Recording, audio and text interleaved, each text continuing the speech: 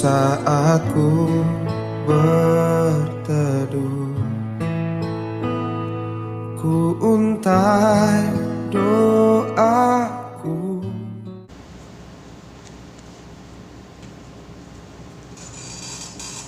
Salam Bapak Ibu Saudara sekalian yang selalu siap untuk belajar firman Tuhan. Mari kita mohon pertolongan Roh Kudus sebelum kita membaca dan juga memperdalam firman. Kita berdoa.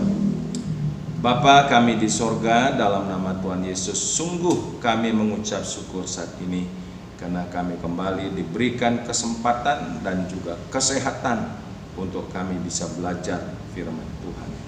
Ya Roh Kudus boleh menyingkapkan segala kebenaran isi firman, dan Tuhan juga memberikan pada kami hati seorang murid, yaitu hati yang mau mendengar, mau belajar, mau menerima, supaya kami semakin bertumbuh di dalam pengenalan kami kepada Tuhan lewat firman-Mu. Dalam nama Yesus kami berdoa. Amin.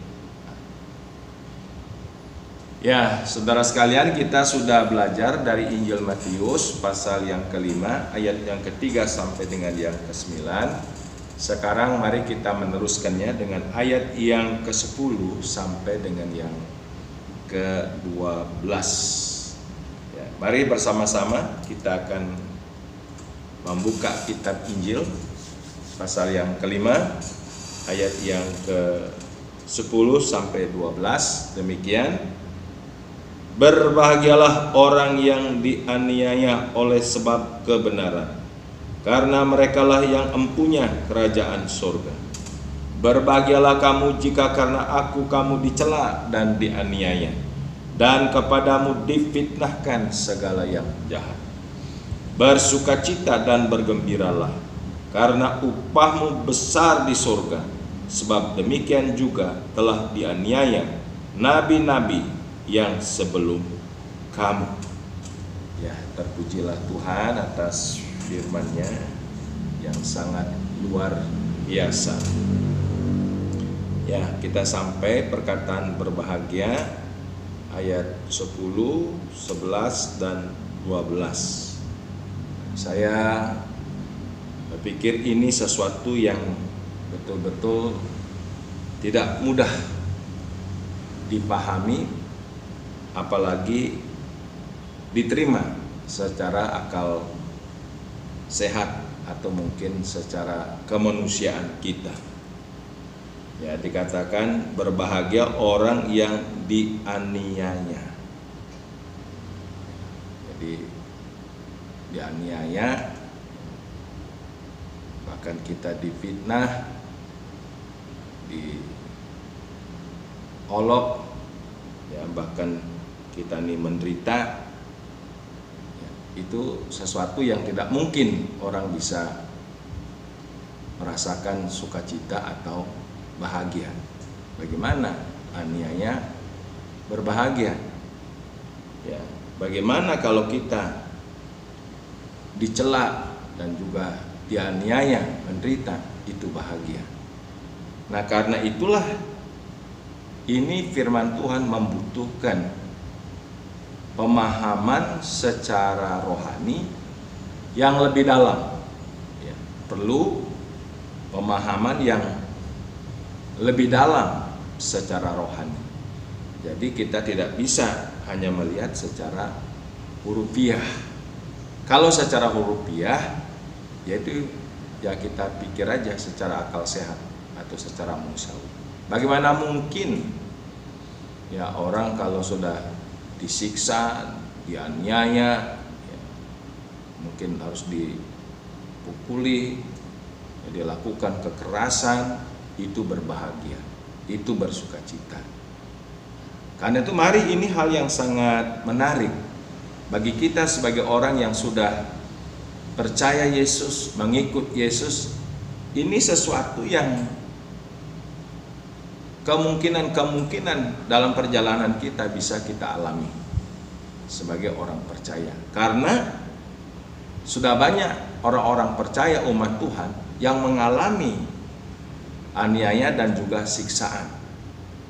dalam tokoh-tokoh iman. Kalau kita baca dalam Ibrani pasal 11 di situ, ya, ada banyak orang itu mengalami kehidupan yang terlunta-lunta, menderita, dikejar-kejar, tetapi mereka tetap bisa bertahan sampai akhir untuk mengiring Tuhan Yesus.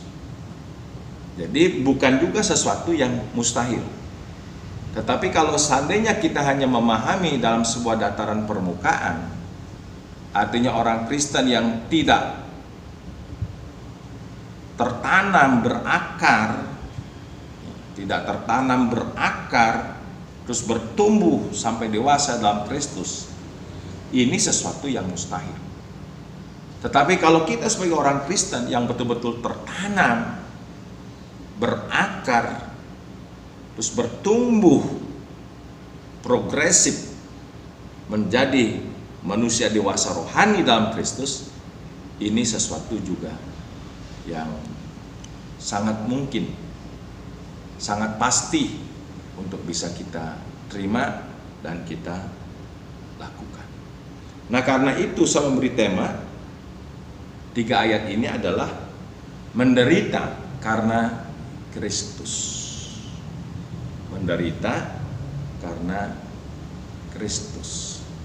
Nah, ini saudara, tema ini kelihatannya seperti sesuatu yang sangat luar biasa. Tetapi ini bukan untuk gagah-gagahan, bukan untuk sombong-sombongan. Jadi jangan sampai kita ini merasa orang yang terlalu hebat bisa menderita karena Yesus.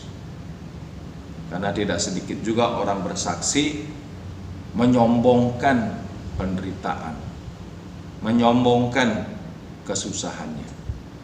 Kalau seandainya kita lakukan ini, ya kita mungkin juga dalam rasa kebanggaan dan keangkuhan merasa bisa menderita. Ini juga tidak berkenan di hadapan Tuhan. Nah, karena itu apa dasarnya untuk kita bisa memahami pernyataan-pernyataan firman Tuhan yang begitu sangat luar biasa ini? Saya katakan bahwa cuma ada satu dasar, yaitu kasih Kristus, kasih Allah, kasih agape. Ya, jadi kita yang menerima Kristus itulah agape yang sejati. Kasih agape atau kualitas kasih agape itu sudah ada di dalam hidup kita. Nah, karena apa saya katakan demikian? Karena memang firman Tuhan ya dikatakan demikian dalam 1 Korintus pasal yang ke-13. 1 Korintus pasal yang ke-13 ayat yang ketiga, dikatakan demikian mengenai kasih. Dan sekalipun aku membagi-bagikan segala sesuatu yang ada padaku, bahkan menyerahkan tubuhku untuk dibakar, tetapi jika aku tidak mempunyai kasih, sedikit pun tidak ada faedahnya bagiku. Ini jelas sudah. Ya, membagi-bagikan nampaknya menjadi orang yang sangat dermawan, bahkan menyerahkan tubuhnya untuk dibakar tanpa kasih, tidak ada gunanya, tidak berkenan di hadapan Tuhan. Nah, karena itulah mari kita pahami hal ini di dalam kasih Tuhan, yang dimana kita yang percaya Yesus, kita mengatakan mengasihi Yesus, dan kita terus bertumbuh lebih dalam memahami kasih Kristus ini yang bekerja sebagai dasar hidup kekristenan kita. Saya percaya ya, karena kasih Kristus ini kita akan sanggup mengampuni mereka yang menganiaya kita, yang menyiksa kita, bahkan yang membunuh kita. Karena ajaran-ajaran firman Tuhan dalam kita mengikut Yesus sangat jelas. Ya. Jadi manusia hanya sanggup membunuh tubuh, tetapi tidak sanggup membinasakan kita. Karena itulah Yesus memberikan pengajaran sampai hal yang sudah sangat limit buat kita. Mati pun kita nggak usah takut. Nah, ini yang luar biasa. Kenapa saya katakan demikian? Kalau kita betul ada kasih Kristus, kita akan dimampukan untuk mengampuni. Tidak mungkin kita akan sakit hati atau kita dendam. Dalam kasih itu dengan tulus kita akan bisa melepaskan pengampunan. Nah, kita sekarang ini pas berada di dalam masa Advent Paskah atau Prapaskah ini. Kita merenungkan tentang perjalanan Yesus menuju Bukit Golgota. Dari Taman Getsemani, dia ditangkap, terus disesah, terus diolok, dicaci maki, segala macam begitu rupa. Dia dianiaya, disiksa, ya. Jadi penderitaan yang tak terbayangkan. Sampai di puncak Bukit Golgota dia harus memikul salib dan penuh dengan kata olokan, kata ejekan. Itu luar biasa. Ya. Dia dicambuk, dipukuli. Namun tatkala Yesus ada di atas Bukit Golgota, di puncak Bukit Golgota, tersalib di sana. Kalau kita lihat secara manusiawi, mestinya Yesus bisa aja balas dendam, ya. Jadi artinya membalas itu dengan satu kekerasan yang mungkin memadai. Tetapi tidak seperti yang kita pikirkan. Yesus sudah menderita begitu rupa, sudah sangat sengsara begitu rupa. Tetapi di puncak Bukit Golgota dia tersalib. Dia mengatakan satu pernyataan yang sangat mengagumkan yang mungkin tidak ada pada diri siapapun juga, ya, dan juga yang sanggup melakukannya dengan tulus dan murni. Kenapa? Karena Yesus memang datang rela menderita sengsara sampai mati itu karena kasihnya, kasih Allah. Dia tidak turun ke dunia karena kasihnya. Dia melakukan misi pelayanan karena kasihnya. Dia melakukan pengorbanan karena kasihnya, semua karena kasihnya.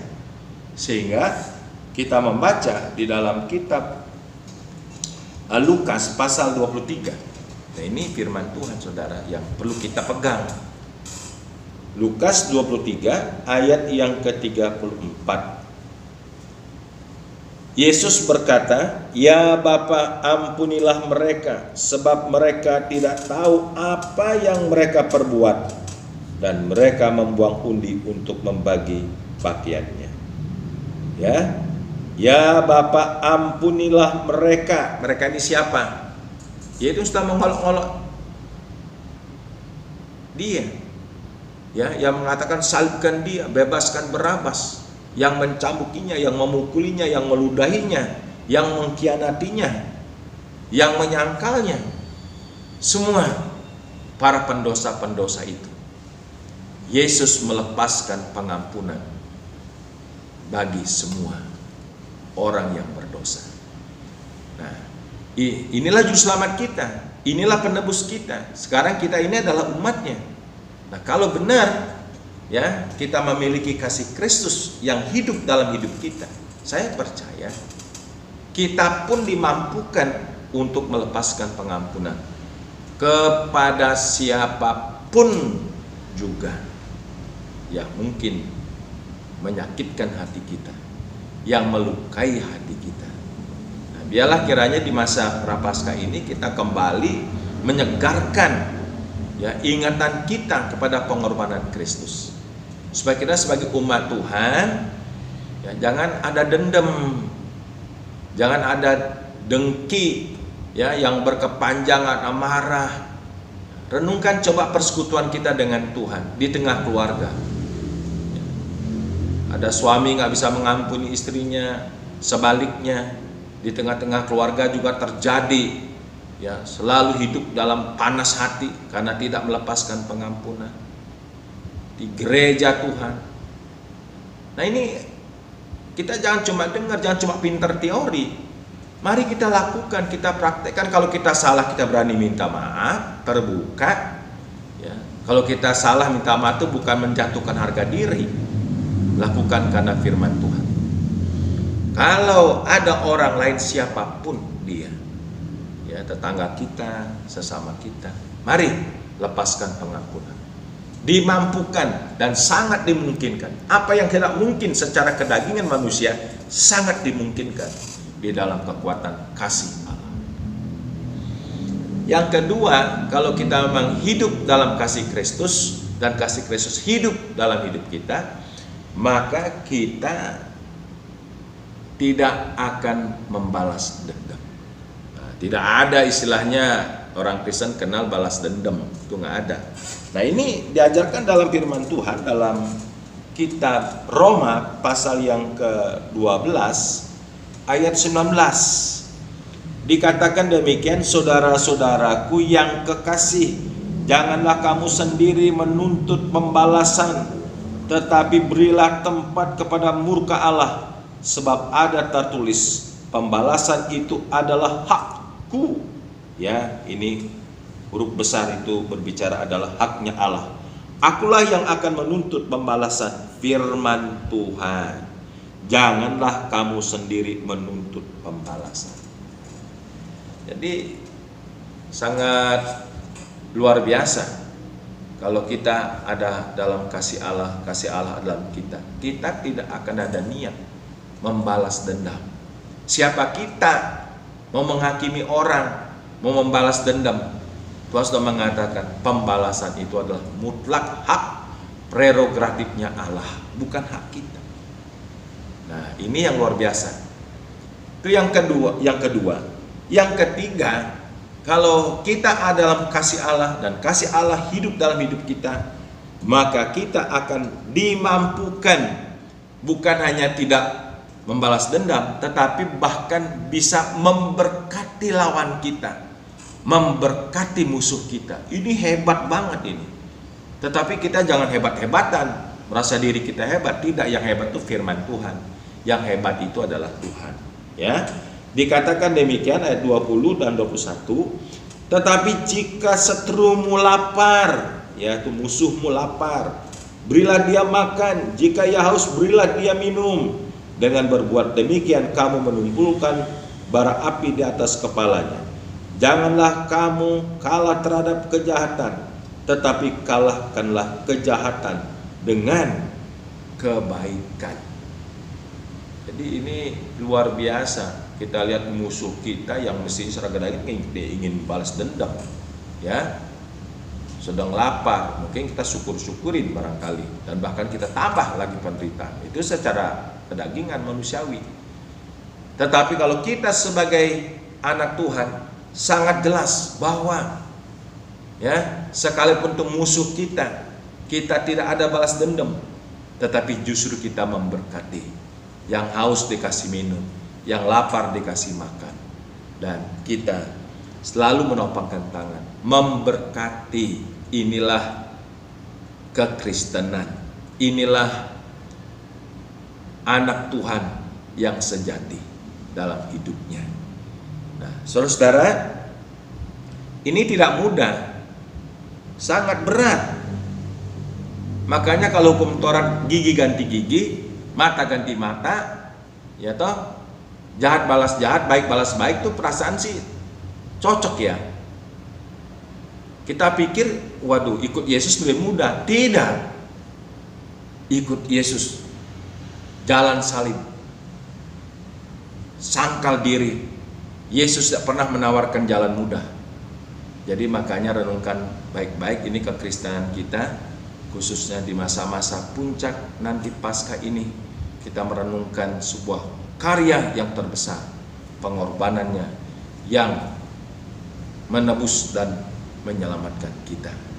Nah, renungkan saudara, kalau kita betul-betul ada dalam kasih Kristus dan kasih Kristus hidup dalam hidup kita, Ya, kita akan dimampukan untuk melepaskan pengampunan pada siapapun juga, dan kita juga disanggupkan untuk tidak membalas dendam, dan bahkan kita juga disanggupkan untuk memberkati. Ya, jadi ini, wah, saya sangat kagum dengan pengajaran ini. Tapi jangan untuk gagah-gagahan. Betul, secara manusiawi saya tidak sanggup, sangat tidak sanggup. Kalau sampai sanggup melakukan itu bukan pribadi kita, tetapi pribadi Kristus yang ada di dalam kita, yang menyanggupkan kita. Nah, kalau seandainya ini benar terjadi, pastilah kita berbahagia ikut Yesus. Ya, kita akan bisa bersukacita. Makanya firman Tuhan Matius pasal 5 ayat 10-12 itu bisa kita pahami secara rohani. Secara rohani dalam iman kita, dalam kasih kita. Ya, berbahagialah orang yang dianiaya karena kebenaran.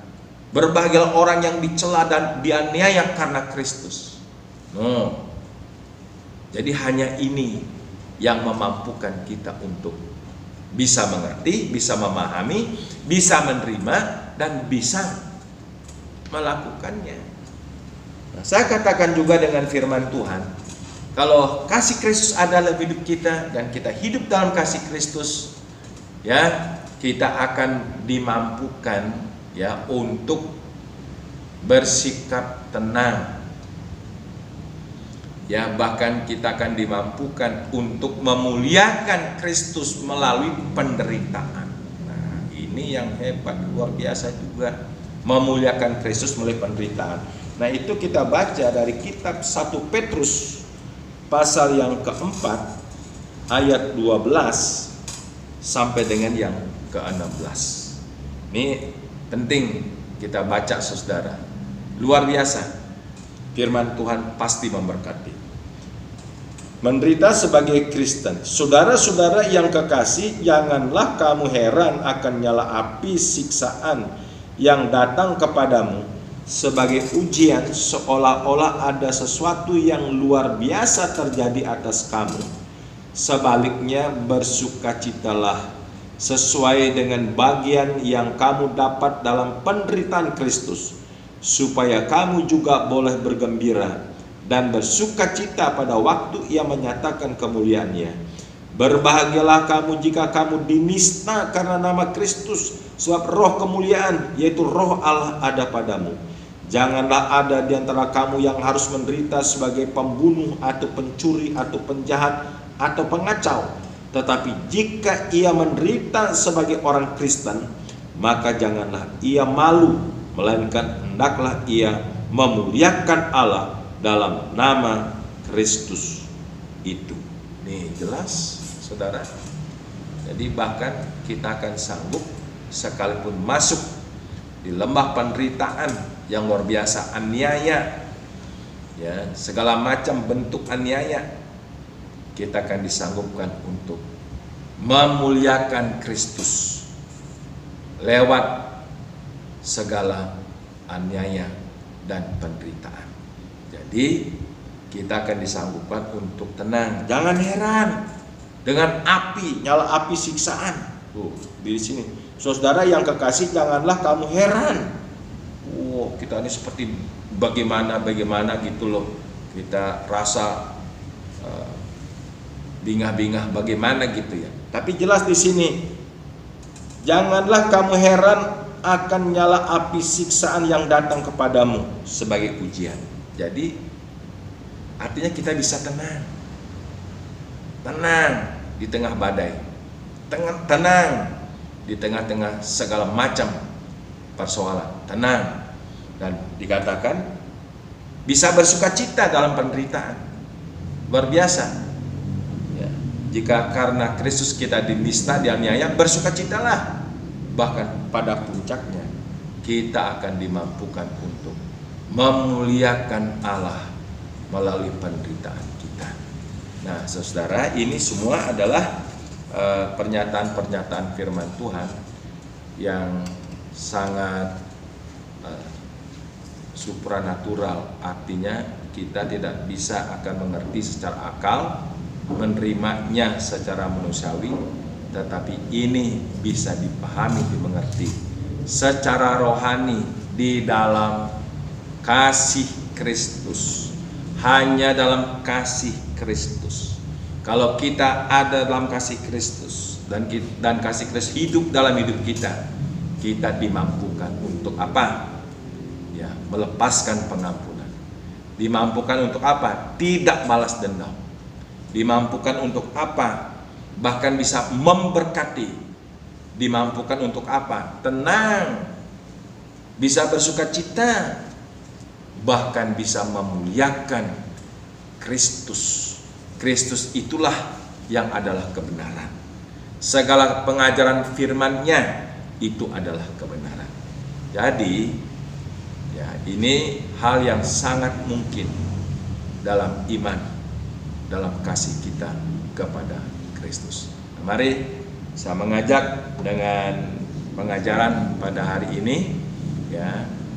Jadi kita akan bisa melihat hal ini melalui hal yang rohani, tidak biasa-biasa, tidak dalam sebuah dataran atau tataran logika kita, tetapi di dalam hal yang rohani. Ya, berbahagialah orang yang dianiaya oleh sebab kebenaran, karena merekalah yang empunya kerajaan surga. Kebenaran itu adalah berbahagialah kamu jika karena aku, yaitu Yesus Kristus yang adalah kebenaran itu, kamu dicela dan dianiaya, dan kepadamu difitnahkan segala yang jahat. Bersukacita dan bergembiralah, karena upahmu besar di surga, sebab demikian juga telah dianiaya nabi-nabi yang sebelum kamu.